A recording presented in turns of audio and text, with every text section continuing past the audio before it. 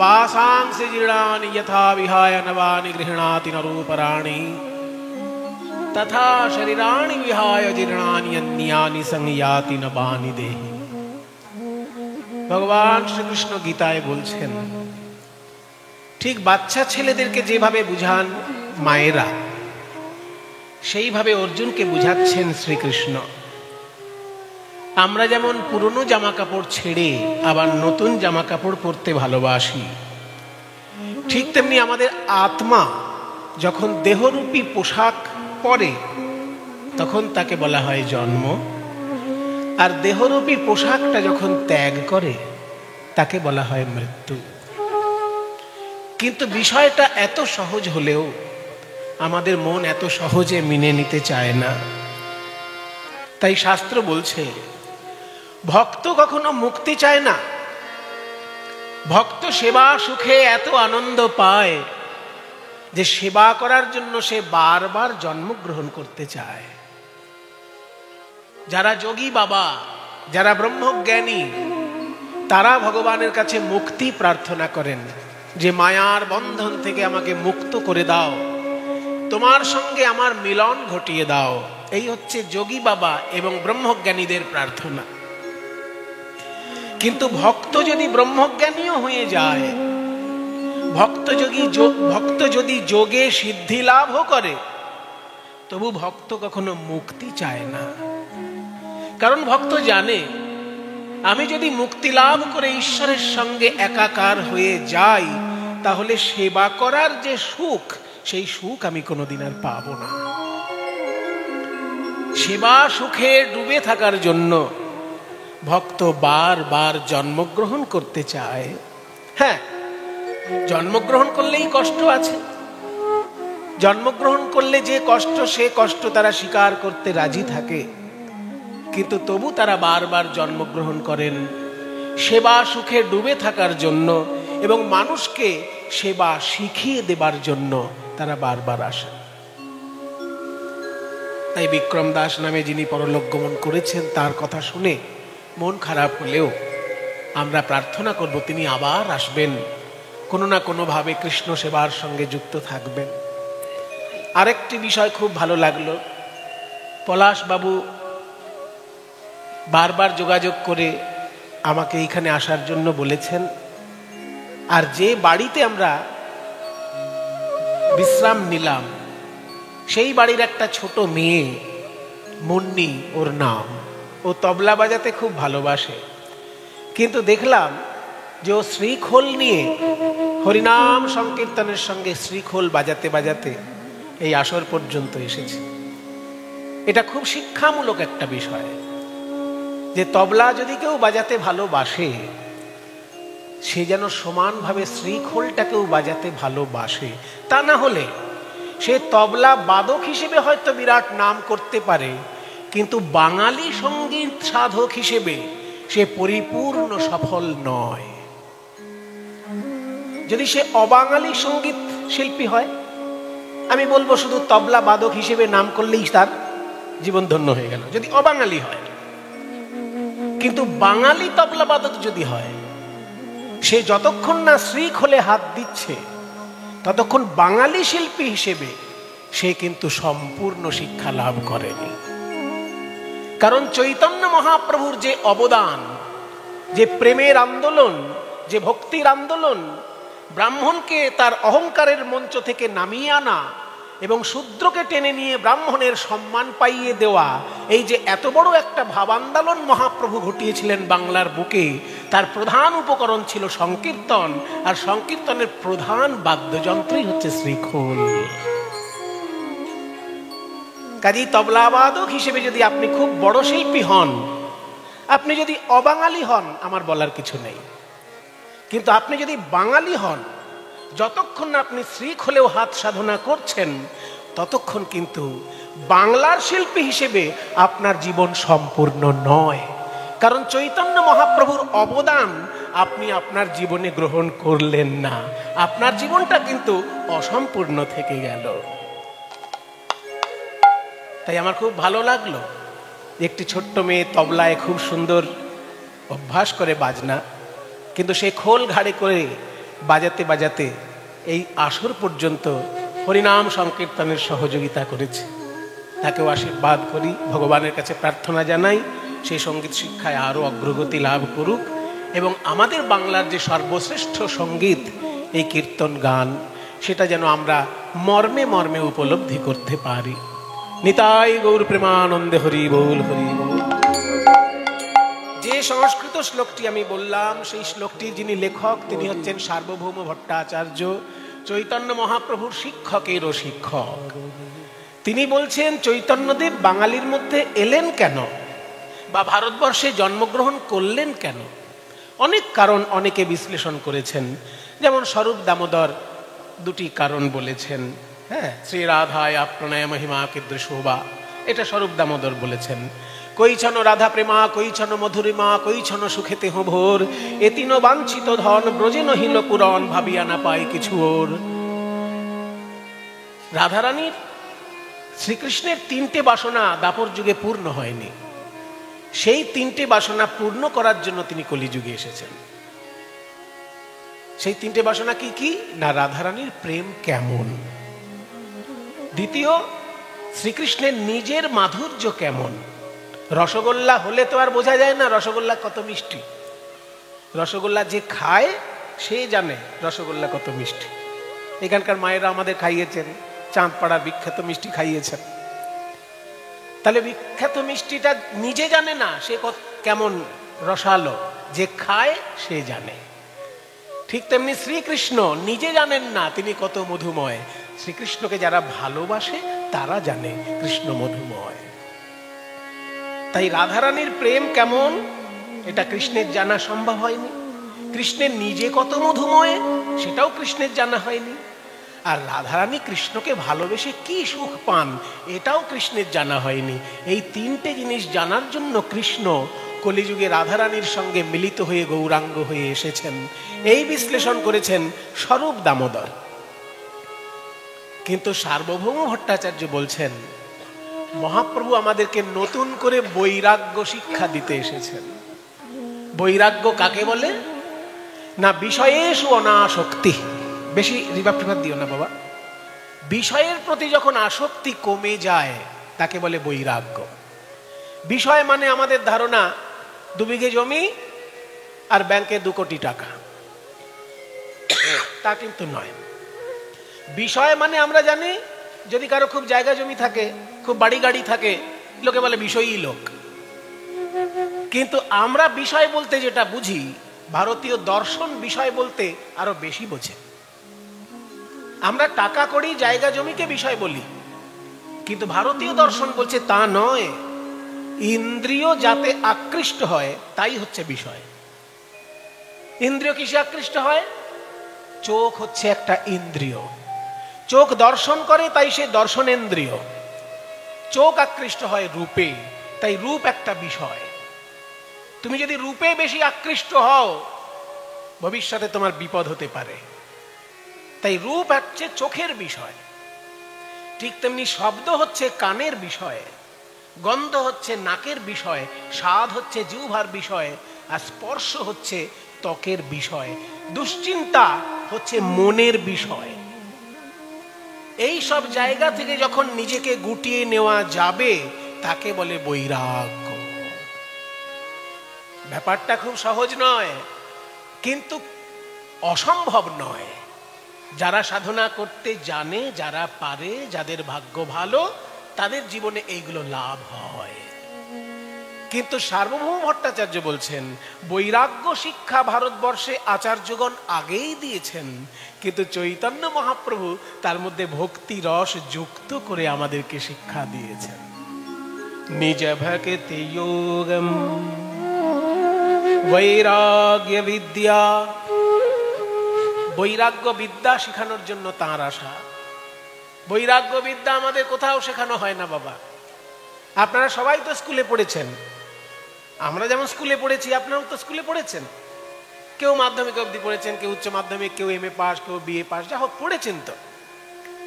কিন্তু স্কুল কলেজে কোথাও কি বৈরাগ্যের কোনো ক্লাস হয়েছে কোনোদিন?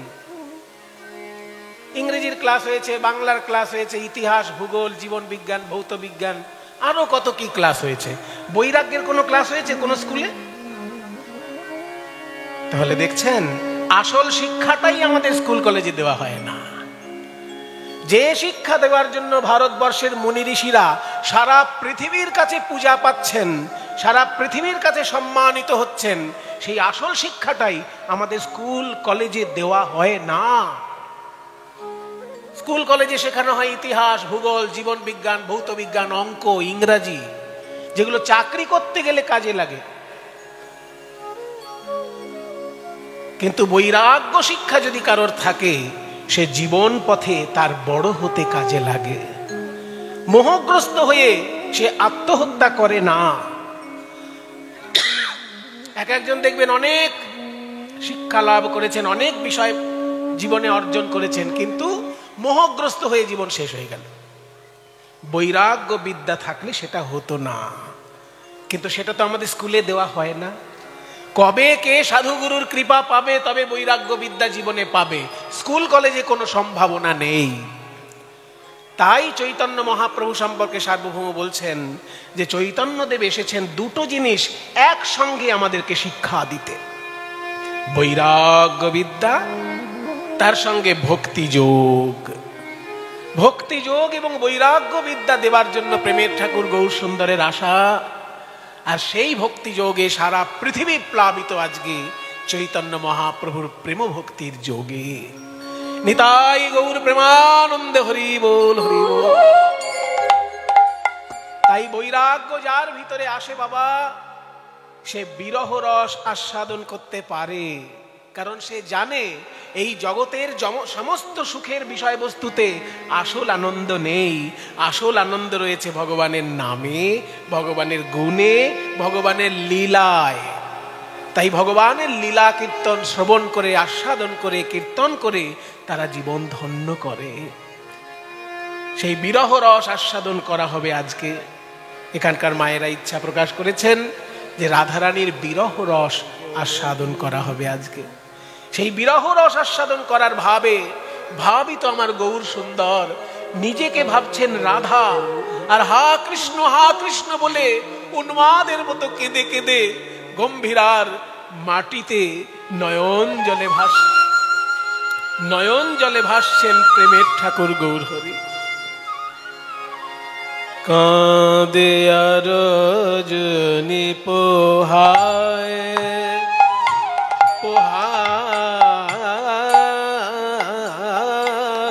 গো,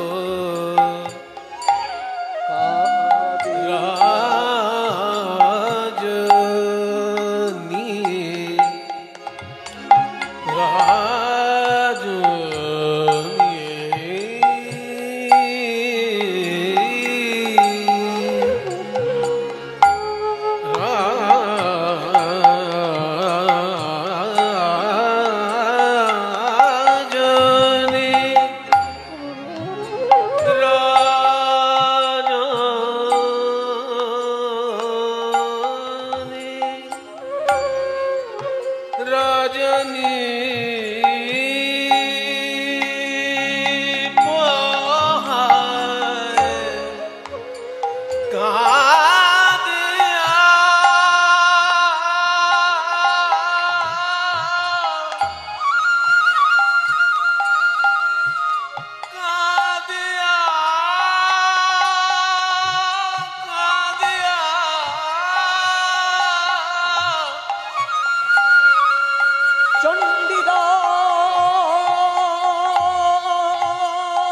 চণ্ডীদাস বিদ্যাপতি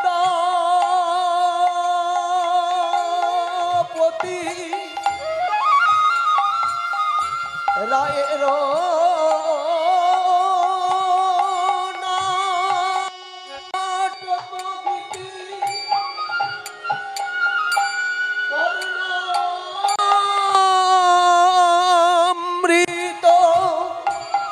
শ্রীগীত গোবিন্দ স্বরূপ রামানন্দ সনে মহাপ্রভু রাত্রি দিনে গাই শোনে পরম আনন্দ। গোবিন্দ কাঁদিয়া রজনী কাঁদিয়া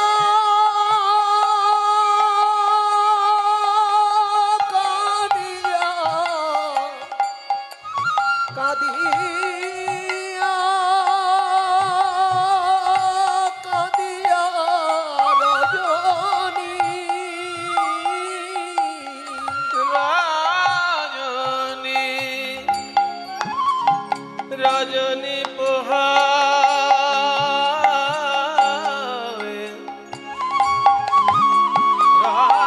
রজনী পোহায় কাঁদিয়া কাঁদিয়া কাঁদিয়া কাঁদিয়া রজনী পোহায় রজনী পোহায় কাঁদিয়া রজনী পোহায় আমার গোরা রজনী পোহায় রজনী পোহায় রজনী পোহায় নিদ নিদ নিদ নিদ বমগা সানি দপ রে সানি দপ গারে সানি দপ গারে সানি দপ দপ মগ সা সা গা গা মা মা পা পা দা ni sa রে সানি দপ মগা গোরা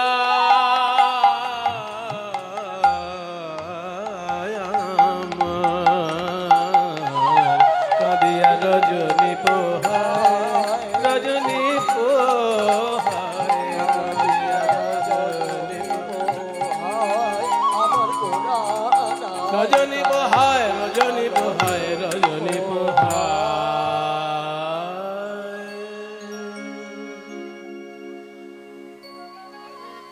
দাপর যুগে যেমন রাধারানী ললিতা আর বিশাখার কাছে ব্যথা নিবেদন করে কাঁদতেন, ঠিক তেমনি কলিযুগে রাধা ভাবে আবিষ্ট গৌর সুন্দর স্বরূপ দামোদর আর রামানন্দের কাছে কৃষ্ণ বিরহের কথা বলে নয়ন জলে ভাসে। একদিনের বর্ণনা দিচ্ছেন পদকর্তা।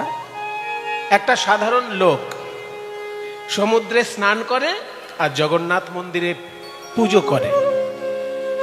সমুদ্রে স্নান করে এসে জগন্নাথ মন্দিরে প্রণাম করে তারপর কাজ করতে চলে যায়। ওই খাওয়া দাওয়া করে কাজ করতে চলে যায়। সারাদিনের মধ্যে আর ভগবানের নাম করার সময় হয় না।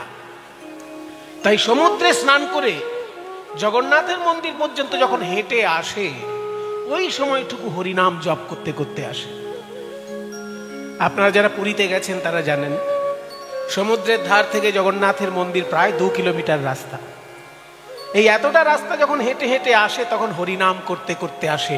ওই সময়টা আর কারোর সঙ্গে গল্প করে না। আর ওই রাস্তাটার ধারেই কিন্তু সেই মন্দির, যেই মন্দিরে মহাপ্রভু থাকতেন। মন্দিরটির নাম হচ্ছে রাধাকান্ত মঠ বা গম্ভীরা মঠ। ওই মঠের পাশ থেকে যখন হরিনাম গাইতে গাইতে আসছে, একটু উচ্চৈস্বরে হরিনাম হয়ে গেছে, আর সেই হরিনাম মহাপ্রভুর কানে এসে পৌঁছেছে। অমনি উন্মাদের মতো মহাপ্রভু ছুটে এসে ওই লোকটির পায়ের কাছে পড়েছে। উন্মাদের প্রায় গোরা ছুটি ছুটি ধায়, উন্মাদের প্রায় গোরা ছুটি ছুটি ধায়, আমায় বলে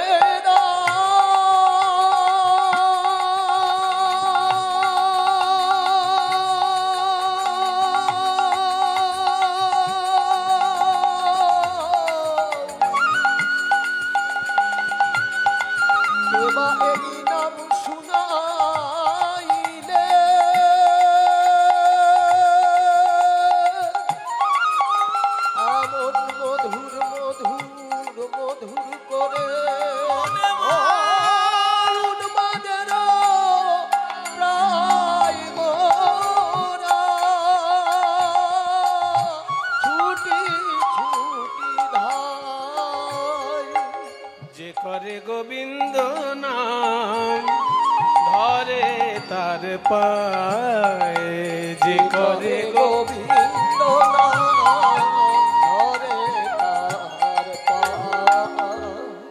একটু আগেই আমি বলেছি বাবা, যে লোকটি হরিনাম গাইতে গাইতে আসছে ও কিন্তু খুব বড় সড়ো ভক্ত নয়, সাধারণ মানুষ, খেটে খাওয়া সাধারণ লোক। সারাদিন ভগবানের নাম করতে পারবে না বলে ওই স্নান করে খাওয়ার আগে সময়টুকু হরিনাম করছে। তবে এইটুকু খবর রেখেছে, যিনি কৃষ্ণ তিনিই জগন্নাথ আর তিনিই চৈতন্য মহাপ্রভু। তো সেই চৈতন্যদেব যখন এসে পায়ের উপর পড়েছে ভাবাবিষ্ট হয়ে, তখন লোকটি তো অবস্থা একেবারে শোচনীয়। আহা প্রভু, আপনি কি করছেন? আমাকে ছেড়ে দিন, আপনি আমার পায়ে হাত দিলে নরকেও আমার জায়গা হবে না প্রভু, আমি সাধারণ লোক, ছেড়ে দিন আমাকে। গৌরসুন্দর বলছে, না ভাই, তুমি যখন কৃষ্ণ নাম করেছো তুমি আমাকে বলতে পারবে আমার কৃষ্ণের সংবাদ। জানো যদি আমায় বলে দাও গো, জানো যদি আমি কোথায় গেলে পাবো তারে, যার নাম শুনাইয়ে পাগল কইলে। কোথায় গেলে পাবো তারে, নাম শুনাইয়ে পাগল কইলে। জানো যদি আমায় বলে দাও গো। এত বলি গোরা চাঁদের লোরে নয়ান ভাসে ভাসে ভাস পড়লো মনে, কহে বাসু ঘোষে। সবাই মিলে এসে চেপে ধরেছে বাসুদেব ঘোষকে। বাসুদেব, তোমার কত বড় ভাগ্য, তুমি মহাপ্রভুর কাছে কীর্তন শিখেছো। মহাপ্রভুকে নিয়ে তুমি কীর্তন লেখো, নিজে গাও, তুমি মহাপ্রভুর ছাত্র, মানে গানের ছাত্র। তুমি আমাদের একটু খুলে বলো, কেন মহাপ্রভু ওই সাধারণ লোকটির পায়ে হাত দিয়ে কাঁদছে? বাসুদেব ঘোষ বলছে, শোনো ভাই, আজকে মহাপ্রভুর ভাবটা কি জানো? মহাপ্রভু নিজেকে ভাবছেন রাধা, আর যে লোকটির মুখে কৃষ্ণ নাম শুনছেন তাকে ভাবছেন নারদ মুনি। বৃন্দাবনে রাধা রানী যখন 100 বছর ধরে কেঁদেছিলেন হা কৃষ্ণ প্রাণ কৃষ্ণ বলে, 100 বছরের কান্না, সেই 100 বছরের কৃষ্ণ বিরহ গৌরসুন্দরের হৃদয়ে উদয় হয়েছে। তারপর যখন নারদ মুনি এসেছিল, রাধারানী কেঁদে বলেছিলেন, হে নারদ, আমার প্রভুর সঙ্গে কি আমার মিলন হবে না? নারদ বলেছিল, রাধে, তোমার সঙ্গে তোমার বধূর যদি মিলন ঘটাতে পারি তবেই আমার নাম নারদ। নারদ মুনি ব্যবস্থা করেছিলেন রাধা কৃষ্ণের মিলন ঘটানোর। কৃষ্ণ কৃষ্ণ বলি কাঁদে বাহু তুলি, বলে বধূ গেল কোথায়? মৃত্তিকায় উপরে শ্যামের মূর্তি আঁকিয়া তার সনে কহে কথা। বদন আঁকতে গিয়ে বদন আঁকতে পারলেন না, চরণ আঁকতে গিয়ে চরণ আঁকতে পারলেন না। কোথা থেকে শুরু করলেন? এই যে কোমর থেকে আঁকা শুরু করলেন। কোমরকে ভালো ভাষায় বলে কোটি, তবে বানানটা কয়কার টয় হস্যি নয়। কয়কার টয় হস্যি কোটি মানে 100 লক্ষ, আর ক টয় হস্যি কোটি মানে কোমর। আমরা তো বাঙালি, ক লিখলে ওকার উচ্চারণ করি, ওকার লিখলে ওকার উচ্চারণ করি। তাই কটি তো আমরা বলি না, কোটি দেশ বলি, মানে কোমর। কোটি দেশ অর্থাৎ কোমর। আঁকিয়া সে কোটি পরাইল ধটি, কত না যতনে প্যারি। ধনী আঁকিয়া সে কোটি পরাইল ধটি, কত না যতনে প্যারি। আঁকিয়া সে কোটি, যেই না কোমর থেকে আঁকা শুরু করেছে। ললিতা বিশাখা বলে, রাধে, তুই তো রাজকন্যা, তুই বড় বড় গুরু ধরে অঙ্কন বিদ্যা শিক্ষা করেছিস। কারোর ছবি আঁকতে গেলে বদন থেকে শুরু করা যায়, চরণ থেকে শুরু করা যায়, মাঝখান থেকে কেউ তো আঁকা শুরু করে না। তুই মাঝখান থেকে শুরু করলি কেন? মাঝখান থেকে শুরু করলাম কেন? রাধারানী বলে, সখী রে, আমার সর্বস্ব ধন গোবিন্দের ওই রাঙা চরণ, তাই ভেবেছিলাম চরণ থেকে চিত্র অঙ্কন করব, কিন্তু আবার ভেবে দেখলাম গোবিন্দের চরণ ছিল তাই সে ব্রজ ছেড়ে চলে গেছে। চিত্রের যদি চরণ এঁকে দিই, চরণ পেলে চিত্র যদি ব্রজ ছেড়ে চলে যায়, তাহলে আমি কেমন করে ব্রজে থাকবো? ওগো আমি তাই তো চরণ আঁকি নাই, তাই তো চরণ আঁকি নাই। যদি চরণ পেলে চিত্র চলে যায় গো, এই অভাগিনীর কপাল ভালো নয় রে।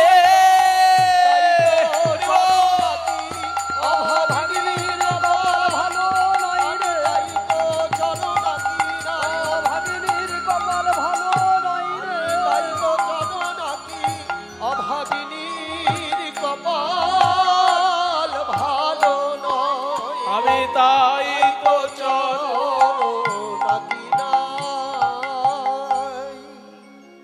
চরণ আঁকিনি কেন না, চরণ পেলে যদি কৃষ্ণ ছবিটাও ব্রজ ছেড়ে চলে যায়। এইবার নাভি সরোবর আঁকিল, তারপর কতহু যত্ন করি। যখনই ধুতির উপরে নাভি অঙ্কন করেছে, ভেবেছে তাহলে ছবিটা উপরের দিকেই যাচ্ছে। এইবার কি আঁকলেন? সুন্দর করে হাত দুটি অঙ্কন করলেন, হাত বাহু, বাহু দুটি আঁকি ছলো ছলো আঁখি, মুরলি দিল সে করে। বাহু দুটি আঁকি ছলো ছলো আঁখি, মুরলি দিল সে করে। সুন্দরভাবে হাত দুটি এঁকেছে, হাত দুটি এঁকে তাতে বাঁশি দিয়েছে, আর বলে, ওগো প্রাণনাথ, একবার তেমন করে বাঁশি বাজাও, তেমন করে বাঁশি বাজাও। যে বাঁশি শুনে আমরা হলাম দাসী, তেমন করে বাঁশি বাজাও।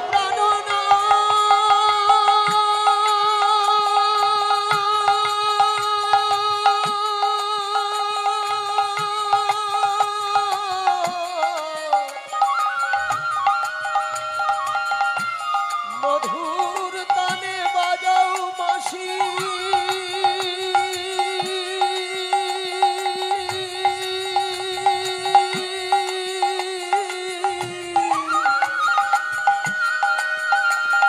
যে বাঁশি শুনে আমরা হলাম দাসী।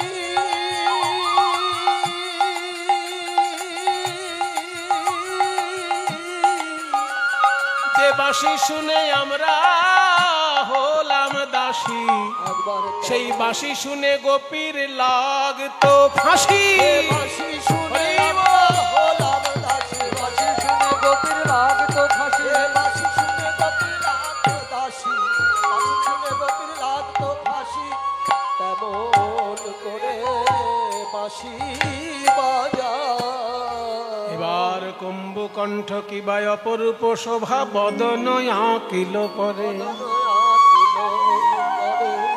কুম্ভকণ্ঠ, কুম্ভ মানে কি মায়েরা? কুম্ভ মানে হচ্ছে শঙ্খ।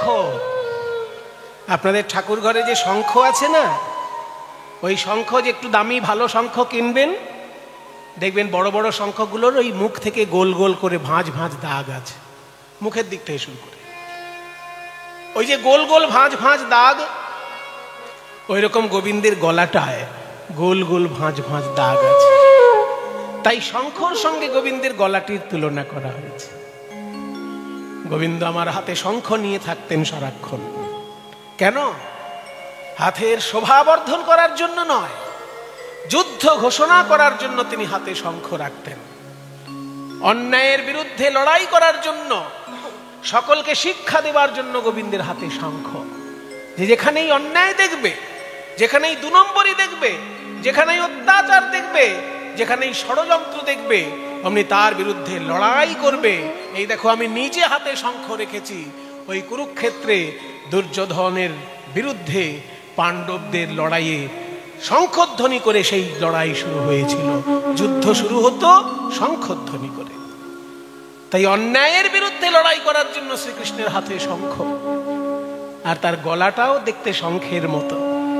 কম্বুকণ্ঠ কিবা অপরূপ শোভা বদনয় আকিল। এবার সুন্দর করে চাঁদ বদন অঙ্কন করে সেই বদনে বদন দিয়ে কথা বলছেন। কি কথা বলছে গো? বদনয় আকিয়া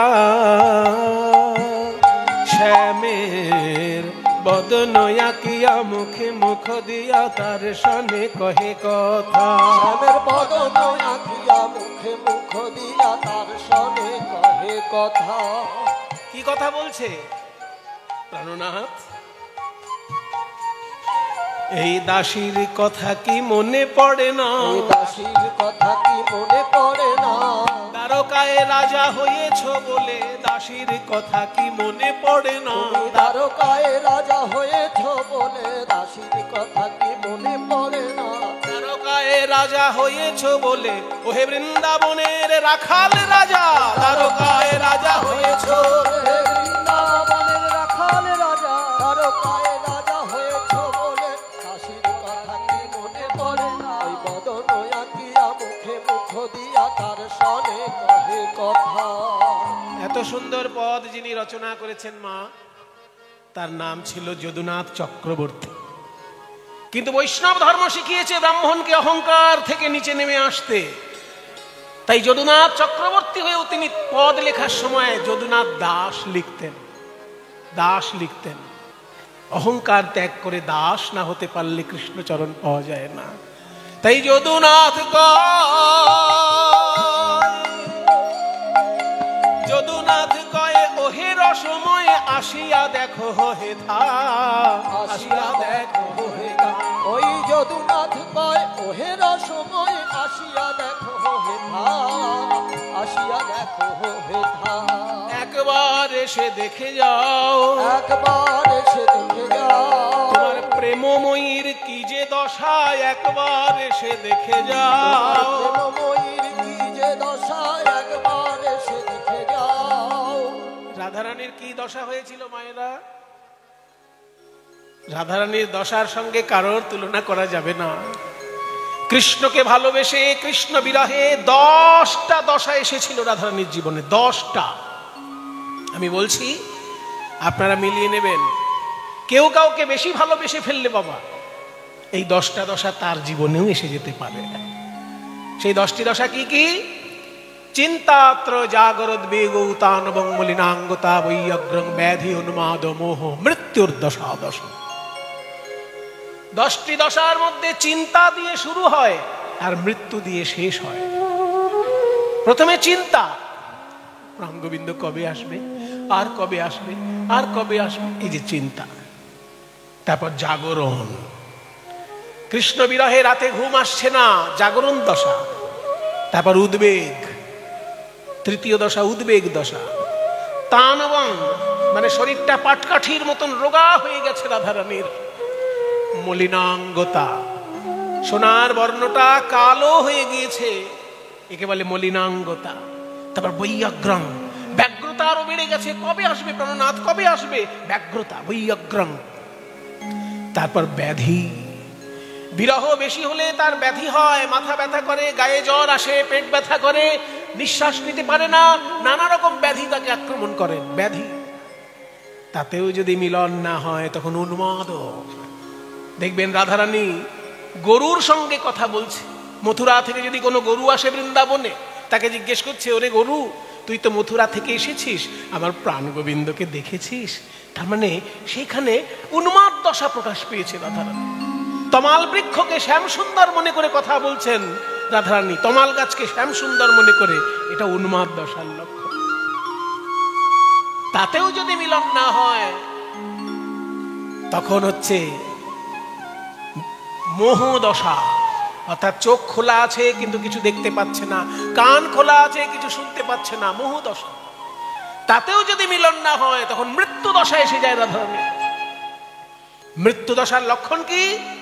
তিনটে লক্ষণ। চক্ষু স্থির হয়ে গেছে, নারী স্পন্দন শিথিল হয়ে গেছে, স্পন্দন শিথিল হয়ে গেছে, আর নাক দিয়ে নিঃশ্বাস পড়ছে না। এইরকম অবস্থা দেখলে আর কেউ সহ্য করতে পারে না। সখীগণ তাড়াতাড়ি তখন মিলনের ব্যবস্থা করেন। এই 10টি দশা রাধারানীর। যদুনাথ কয়ে ওহে রসময় আসিয়া দেখো হেথা, যদুনাথ কয় ওহে রসময় আসিয়া দেখো হেথা, একবার এসে দেখে যাও হে, একবার সে দেখে যাও তোমার প্রেমময়ীর কি যে দশা, কি যে দশা, দশা বলতে হিয়া ফেটে যায়। প্রেমময়ীর কি যে দশা, বলতে হিয়া ফেটে যায়। প্রেমময়ীর কি যে দশা, একবার সে দেখে যাও। ওই যদুনাথ কয় ওহে রসময় আসিয়া দেখো হেথা, আসিয়া দেখো হেথা। 100 বছর এইভাবে রাধারানী কাঁদছেন। এইবার একদিন নারদ মুনি মনে মনে ভাবছেন, ধুর ধুর ধুর, আর আমার কিছু ভালো লাগে না। আরে মশাই, সত্যযুগ থেকে এই দাপর যুগ চলে এলো, 3খানা যুগ চোখের সামনে পাল্টাতে দেখলাম, কিন্তু যুদ্ধ আর থামে না। সত্যযুগে দেখেছি আমি হিরণ্যাক্ষের যুদ্ধ, হিরণ্যকশিপুর যুদ্ধ, ত্রেতা যুগে দেখেছি রাম রাবণের যুদ্ধ, আবার দাপর যুগে দেখলাম কুরুক্ষেত্রের যুদ্ধ। আর কত যুদ্ধ সহ্য করা যায়? ওরে আমার সাধের বাহন ঢেকি, চল তো আমাকে নিয়ে এমন একটা দেশে চল যেখানে যুদ্ধের আলোচনা কেউ নয়, বিশুদ্ধ প্রেমের রাজ্য, বিশুদ্ধ ভক্তির রাজ্য। সেই রকম কোন দেশে নিয়ে চলতো। নারদ চলল বৃন্দাবনে। একলে নারদ মুনি চিনতে মনে মনে, একলে নারদ মুনি চিনতে মনে মনে, একলে নারদ মুনি চিনতে মনে মনে, একলে নারদ মুনি চিনতে মনে মনে। কোথা রহে শুদ্ধ ভক্তি পাইব কেমনে, কোথা রহে শুদ্ধ ভক্তি পাইব কেমনে। তত্ত্বদর্শী নারদ ঋষি ঢেকি আরোহণে, তত্ত্বদর্শী নারদ ঋষি ঢেকি আরোহণে, নাচিতে নাচিতে যায় মধুর বৃন্দাবনে। নাচিতে নাচিতে যায় মধুর বৃন্দাবনে। বৃন্দাবনে বৃন্দাবনে যাইয়া নারদ চারি পানে চায়, বৃন্দাবনে যাইয়া নারদ চারি পানে চায়। তত্ত্বদর্শী নারদ ঋষি চারি পানে চায়। তত্ত্বদর্শী নারদ ঋষি চারি পানে চায়। তত্ত্বদর্শী নারদ ঋষি চারি পানে চায়। কোথা হইতে তাপ আসি লাগে মোর গায়ে, কোথা হইতে তাপ আসি লাগে মোর গায়ে। আমার অঙ্গ কেন জ্বলে যায়, আমার অঙ্গ কেন জ্বলে যায়। জ্বালা জুড়াইতে ব্রজে এলাম অঙ্গ কেন জ্বলে যায়। উড়াইতে ব্রজে এলাম অঙ্গ কেন জ্বলে যায়। আরে সর্বনাশ, সারা জীবন যুদ্ধ দেখে একটু শান্তি পাবো বলে বৃন্দাবনে এলাম মশাই, আর এখানে এসে দেখছি আমার গায়ে জ্বালা লাগছে, তাপ আসছে কোথা থেকে যেন। তবে আমার নাম নারদ, শেষ না দেখে আমি ছাড়ি না। এই তাপ কোথা থেকে আসছে? উৎস অনুসন্ধান করতে করতে নারদ দেখলেন রাধারানীর কুঞ্জের ভিতর থেকে তাপ আসছে। অর্থাৎ রাধারানীর কুঞ্জে বিরহের ব্যথার আগুন। হা কৃষ্ণ, হা কৃষ্ণ,